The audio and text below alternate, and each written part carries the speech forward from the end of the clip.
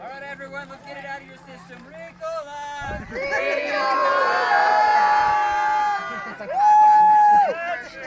Okay.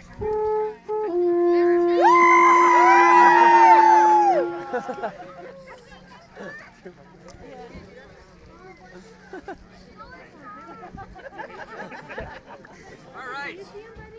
This is an instrument called an Alp horn. Sometimes an alpine horn or an alpine horn. Technically, all three are correct. It is 12 feet long. And even though you can hear just now, it's not a very loud horn. The sound will carry for anywhere between 6 and 7 miles in the right conditions. So if we were to play off the peak there, nobody would be able to hear us down at the Snowbird there. But if we were to play off of this side, they could probably hear us almost all the way to Heber. So just depending on how the mountains are shaped, the sound has to be able to have a pretty straight shot and not a lot of wind, things like that. But yeah, the sound will carry for just an extraordinary distance. The way that an Alp horn was originally made was they would take an Alp horn, or take a tree, a single tree that was growing out of the side of a cliff or a hill. So it has this natural curve on the bottom, and then the tree would grow straight up. They would find a tree roughly the length of 2 men, or anywhere between 11 and 12 feet tall. So they would take that tree, they'd cut it down right at the root line, split it in half, hollow it out, and then wrap the two halves back together using birch rattan or birch bark. Generally, the type of tree they would use would be spruce, but nowadays they make Alp horns out of all different materials, everything from different kinds of wood to actually fiber resin, PVC, and I've actually seen an Alp horn made out of a 12-foot long garden hose with a funnel stuck in the end. It's a lot easier to travel with than these, I'll tell you that, and a lot cheaper. Yeah, the garden hose one I think cost him all of like $11 at the hardware store. These ones run anywhere between $3,500 to over $5,000 each, so they can get a little bit expensive. The Alp horn was originally used as a means of communication, so a way for people to talk to each other over long distances. The shepherds up in the Alps generally would like to use these to just signal back and forth to each other to help pass the time, and also to signal to their families to let them know what kind of things were going on.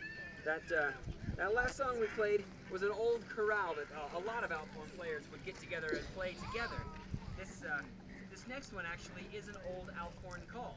This is a call that an actual shepherd used to play down to his family. It's a call called All Is Well. This is actually, you might recognize it. Brahms, before he composed his first symphony, was on holiday in the Alps, and he heard an Alp horn player playing this tune. Just fell in love with it. He brought it back, and this is now the French horn solo from the 4th movement of Brahms' first symphony, sometimes called the Alp horn symphony because of that. This is All Is Well.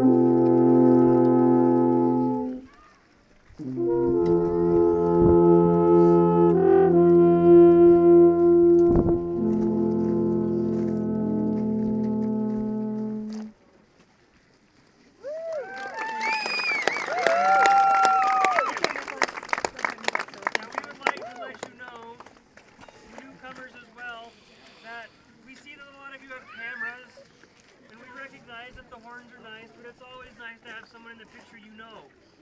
So feel free to send someone forward, stand with us, and have your pictures taken. Or only one of us bites, and that's the one on the end, so if you avoid him, you're probably alright. Oh, sorry, not that one. This one.